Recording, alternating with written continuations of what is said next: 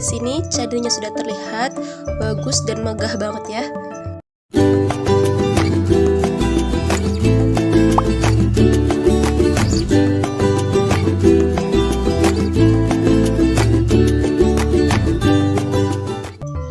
Assalamualaikum teman-teman. Nah, kali ini kita lagi ada di tempat wisata Candi Prambanan. Yuk, ikutin terus.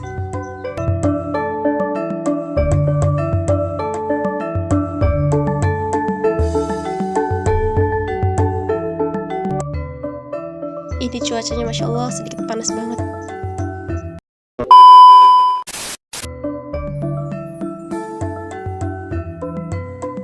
Ini sekarang kita masih jalan melewati semua parkiran ya. Di sini tempat parkiran mobil ya teman-teman.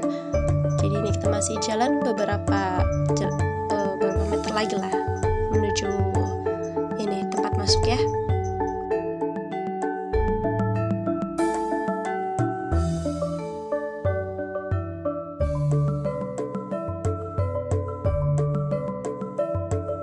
Sekarang kita udah hampir tiba di tempat pengecekan barang.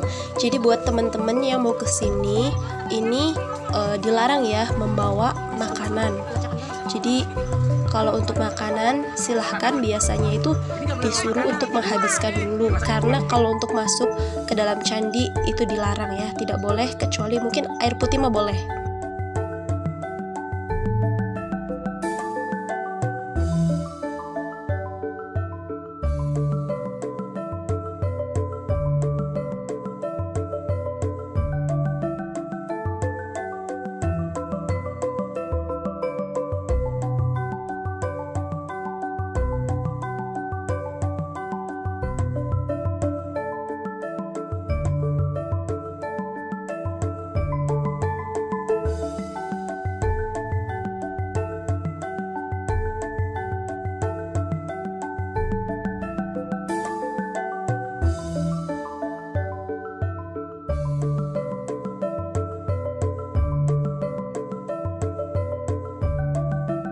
Sekarang kita lagi nunggu tiket buat masuk ya teman-teman.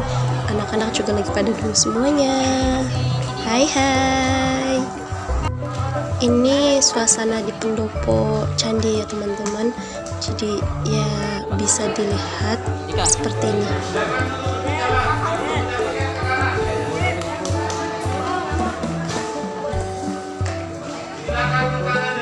Di depan sana ada tempat untuk pembelian tiket. Nah, untuk tiket harga masuknya sendiri itu untuk dewasa sekitar 50.000, sedangkan untuk anak-anak sekitar 25.000 ya.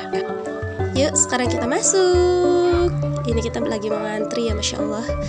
Maklum kita lagi ada tour bersama anak-anak dari sekolahan di Indramayu ya, teman-teman.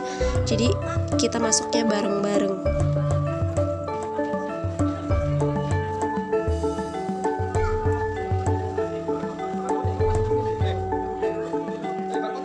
Ini kita lagi ngantri satu persatu untuk pengecekan masuknya barcode ya.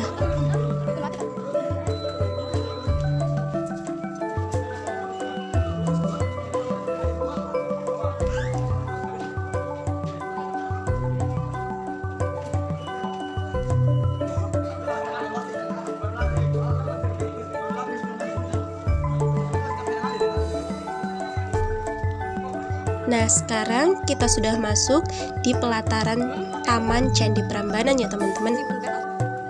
Nah, ini juga ada sekilas peta tentang Candi Prambanan. Nah, jika kalian membutuhkan informasi mengenai Candi Prambanan, di sini terdapat pusat informasi yang akan memberikan seluruh informasi tentang Candi Prambanan ya. Yuk, ikutin terus perjalanan kita.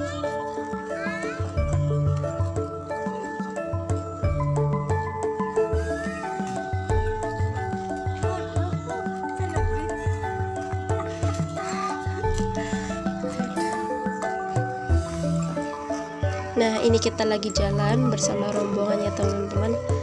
Jadi, halo.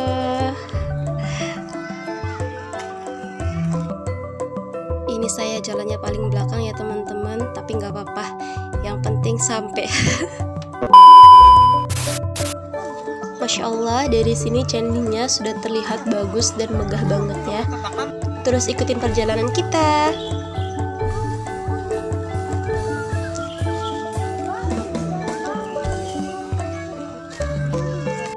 Jika ingin nerbangin drone, harus izin dulu ya teman-teman.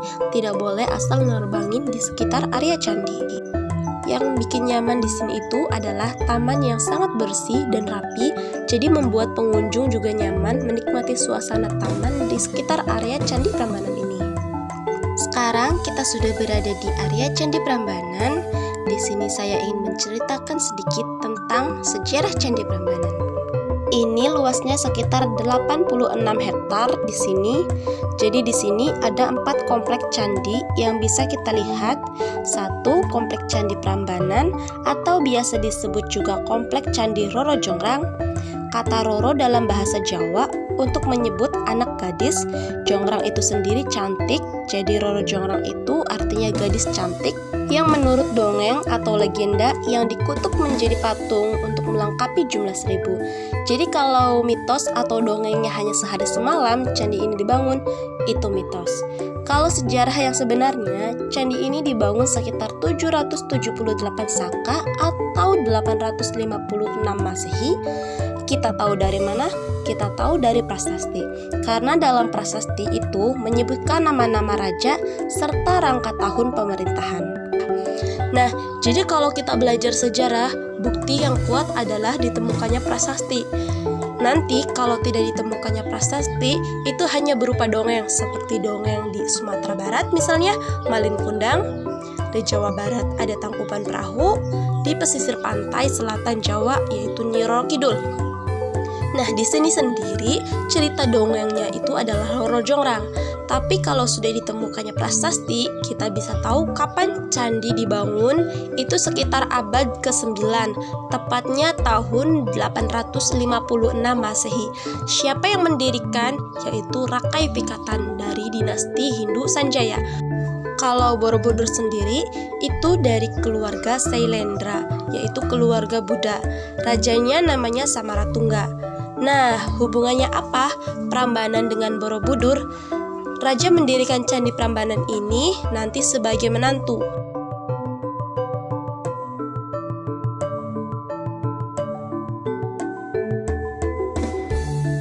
Karena yang mendirikan Candi Borobudur namanya Samaratungga, ia mempunyai 2 anak, laki-laki dan perempuan. Yang laki-laki namanya Abala Putra Dewa, adik perempuannya namanya Pramodawardhani. Nanti Pramodawardhani itu menikah dengan Rakai Pikatan dari dinasti Hindu. Dan nanti keduanya mendirikan Candi Pelausan di luar wilayah komplek candi ini. Nah, di sana ada komplek Candi Pelausan. Itu candi sinkretisme perpaduan antara Hindu dan Buddha. Nah, itu adalah perkawinan politik.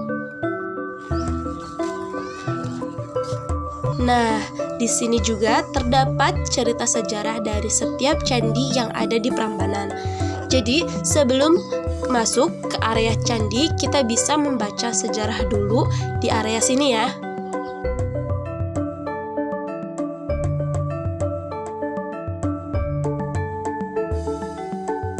Nah, nanti kalau di sebelah utara nanti ada lagi 3 candi Buddha. Jadi di sini ada 4 komplek candi, 1 candi Hindu namanya Candi Prambanan, 3 candi Buddha. 3 candi Buddha ini yaitu diantaranya 1 Candi Lumbung, 2 Candi Bubrah, dan 3 Candi Sewu. Nah, mengapa kok didirikan dengan waktu yang hampir bersamaan di tempat yang berdekatan? Karena memang abad ke-8 sampai 10 di Jawa Tengah ada 2 kerajaan, yaitu kerajaan dinasti Hindu Sanjaya dan dinasti Buddha Sailendra.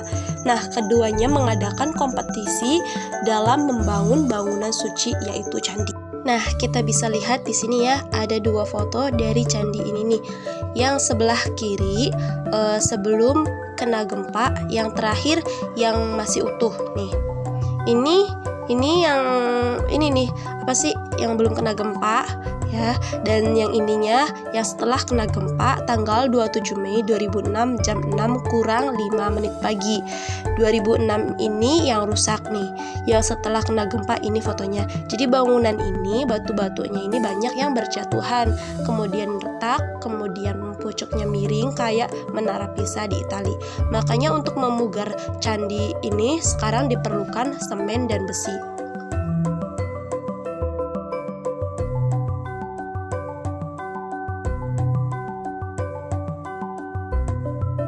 Sekarang kita naik ke atas yuk.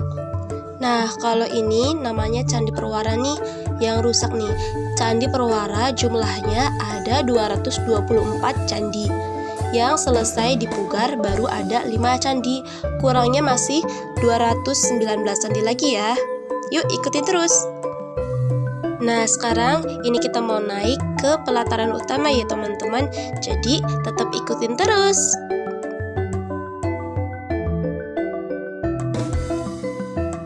Kita bisa lihat di sini halaman utama dari Komplek Candi Prambanan. Jadi, Komplek Candi Prambanan ini dibagi menjadi 3 halaman. Ini halaman yang utama. Ini luasnya sekitar 110 meter kali 110 meter persegi. Jadi di sini ada 16 candi, semuanya sudah selesai dipugar atau diperbaiki. Jadi setiap pintu masuk ada satu candi namanya Candi Clear. Tingginya 4,1 meter. Ini fungsinya sebagai penolak pengaruh yang jahat yang masuk ke zona utama ini. Kemudian setiap sudut ada 4 candi namanya Candi Patok. Jadi ada 4 candi patok, 4 candi clear ya. Jadi di sini ada 8 candi yang kecil ya. Terus juga ada 3 candi utama. Nah, itu yang di tengah namanya Candi Siwa. Itu tingginya sekitar 47 meter. Jadi 5 meter lebih tinggi dari Candi Borobudur ya, teman-teman. Terus ada 4 ruangan, di mana di setiap ruangannya ada satu patung. Jadi ruangan yang pertama itu berisi patung Siwa Mahadewa. Artinya Siwa sebagai dewa yang paling utama. Candi Siwa sendiri memiliki 4 bilik, yaitu bilik utama menghadap ke timur berisi arca Siwa Mahadewa yang berdiri di atas yoni yang disangga oleh seekor naga. Arca Siwa Mahadewa ini adalah sentral dari pemujaan di Candi Prambanan. Bilik kedua di bagian selatan berisi arca Siwa Mahaguru. Bilik ketiga di sisi barat berisi arca Ganesha, anak Dewa Siwa yang digambarkan kepala gajah berbadan manusia. Bilik keempat di sisi utara berisi arca Durga Mahisasuramadani, yaitu arca Durga, istri Siwa yang berhasil mengalahkan raksasa yang berwujud Mahisa, lembu jantan. Arca inilah yang di dalam cerita rakyat dikenal sebagai Arca Roro Jongrang, putri Prabu Boko. Ada beberapa ahli berpendapat bahwa tata dewa-dewa di Candi Siwa tersebut melambangkan struktur pemerintahan waktu itu. Dewa Siwa sebagai dewa utama menggambarkan raja yang berkuasa. Dewa Siwa Mahaguru melambangkan kaum pendeta yang menjadi penasihat spiritual raja. Dewa Ganesha sebagai dewa perang melambangkan kekuatan pertahanan, sedangkan Dewa Guru Mahisasuramardani menggambarkan permaisuri raja yang senantiasa mendampingi raja. Di Candi Wisnu hanya terdapat satu bilik dan berisi arca Dewa Wisnu, sedangkan bilik Candi Brahma berisi arca Dewa Brahma. Ketiga candi utama tersebut menghadap ke timur dan 3 candi depannya, Candi Perwara menghadap ke barat, Candi Perwara yang di tengah menghadap Candi Siwa. Terdapat arca Nandi, yaitu wahana kendaraan Dewa Siwa, sehingga lazim juga disebut Candi Nandi. Di sini juga terdapat seni hias yang sangat menarik di kompleks Candi Prambanan ini.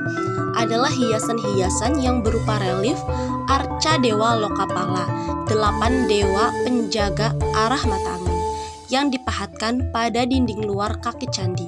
Di samping itu juga terdapat relief cerita Ramayana dan Krisnayana. Relief Ramayana dipahatkan pada dinding dalam pagar langkan Candi Siwa di Candi Brahma. Relief Kresnayana dipahatkan pada dinding dalam pagar langkan Candi Wisnu. Selain relief arca Dewa Lokapala, relief Ramayana dan Kresnayana, seni hias di komplek Candi Prambanan yang menonjol adalah hiasan yang lazim disebut motif Prambanan, yaitu suatu hiasan pada batu candi. Dinding luar batu candi adalah pohon kelapa taru yang diapit sepasang makhluk kayangan yang lazim disebut kinara-kinari, makhluk kepala manusia berbadan burung. Nah, kalau kita lihat 200 meter dari sini ada bangunan baru sekitar 40 tahun yang lalu. Itu namanya Panggung Terbuka Ramayana. Jadi setiap bulan purnama, itu bulan Mei sampai bulan Oktober pas musim kemarau, dipentaskan sendera tari di sana. Nanti menggunakan background atau latar belakang candi yang diberi sinar dari bawah. Nanti di sana banyak lampu suklir untuk menerangi candi ini. Katanya nanti itu dimainkan oleh 250 penari profesional mulai tampil atau tayangnya sekitar jam setengah 8 malam sampai setengah 10. Jadi 2 jam pertunjukan ya katanya. Di Candi Prambanan ini banyak juga tour guide jika kita membutuhkan cerita sejarah Candi Prambanan, seperti Mas dan Mbak Bule ini ya teman-teman, yang memakai jasa tour guide Bapak ini. Di bangunan candi paling utara terdapat candi yang ujungnya patah akibat gempa Jogja tahun 2006 yang lalu. Untuk mengenang kedahsyatan gempa waktu itu, maka dibuatlah monumen gempa ini.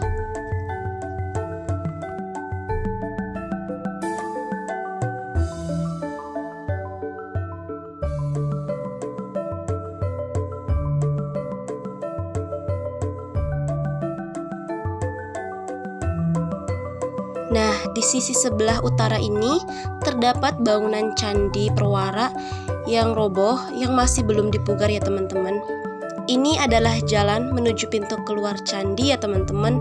Dari candi menuju pintu keluar sangatlah jauh sekali teman-teman. Beda jaraknya saat kita masuk tadi ya. Disarankan buat teman-teman yang mau kesini dengan keluarga atau anaknya yang masih kecil, itu butuh persiapan lebih ya teman-teman, karena menuju pintu keluar sangatlah jauh. Seperti sepenggal lirik lagu begini. Jalan kita masih panjang. Walaupun jauh perjalanan menuju pintu keluar, tapi sepanjang jalan kita disuguhkan taman, pohon, dan lingkungan yang bersih dan rapi teman-teman. Tapi ya tetap capek teman-teman.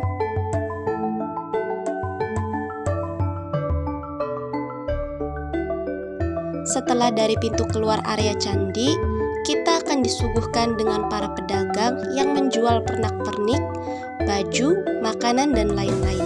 Terima kasih teman-teman semua sudah mengikuti perjalanan kita. Semoga bisa menjadi referensi tujuan wisata kalian ke Jogja. Salam dari Amelia Arus, Daily Vlog Anak Kampung saat traveling.